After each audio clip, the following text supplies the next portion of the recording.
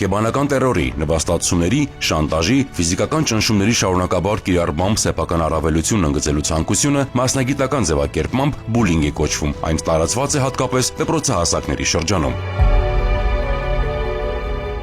Անցած տարվա հոկտեմբերին օրենսդիրը ընդունեց երեխաների իրավունքների եւ երեխայի պաշտպանության համակարգի մասին օրենքը։ Առաջին անգամ տրվեց բուլինգի սահմանումը, որը բռնության տեսակ է, նաեւ ամրագրվեց երեխայի նկատմամբ բուլինգն արգելված է։ Համայնքային ոստիկանության անչափահասների հետ տարվող աշխատանքների գծով մեթոդական բաժնի պետ Արմինե Գյոզելյանի խոսքով ոստիկանությունը օպերատիվ արձագանքում են նման դեպքերի, ձեռնարկում կանխարգելիչ քայլեր։ Հատկապես վերջին շրջանում ակտիվացել են բուլինգի դեպքերի մասին բարձրաձայնելը, ինչը համակարգի նկատմամբ վստահության հանրային ընկալման փոփոխության մասին է։ Համայնքային ոստիկանությունը իրականացնում է իրագործառույթային պարտականությունները, այցելում է դպրոց եւ այդտեղից սկսվում է իր աշխատանքը։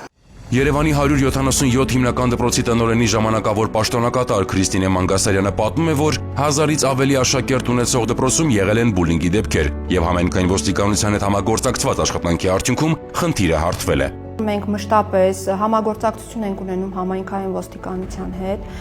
իրականում դպրոցը բավականաչափ մեծ է, աշակերտաթիվը բավականին շատ է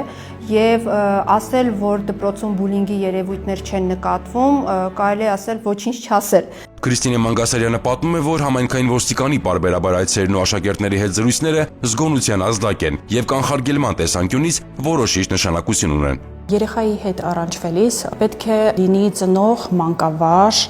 հոգեբան եւ իրավապահ համակարգի փոխհամագործակցված աշխատանք։ Դպրոցի հոգեբան Քրիստինե Ալեքսանյանն իր պրակտիկայում բազմաթիվ նման դեպքերի է առնչվել։ Ասում է, ոչ միայն պետք է աշխատել բուլինգի ենթարկված անչափահասի, այլ նաեւ բուլինգի ենթարկողի, բուլերի հետ։ Բուլինգի բացահայտման եւ վերհանման համար շատ կարեւոր է դպրոցի դռնապանից մինչեւ դպրոցի տնօրենը, որպեսզի իրազեկված լինեն բոլոր դրսևորումներին։ Տարիների ընթացքում ունեցել ենք այնպիսի դեպքեր, որոնք որ ավելի իրավական խախտման դաշտն են տարել եւ այս պարագայում բնականաբար մենք համատեղ աշխատում ենք նաեւ ոստիկանության հետ։ Երեխայի լավագույն շահերը պահանջում են, որ բուլինգի մասին բարձրաձայնեն, ոչ թե թաքցնեն, հատկապես որ օրենքը թույլ է տալիս գաղտնի պահել տուժողի անունը։ Շատ կարևոր է ծնողներին լսել, բարձրաձայնել, չթաքցնել, դիմել ոստիկանություն, որովհետև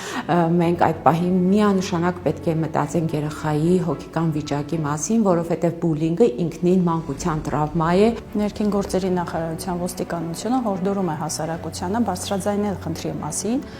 որպեսզի կանխարգելիչ աշխատանքները, միջոցառումները ավելի պատշաճ իրականացվեն։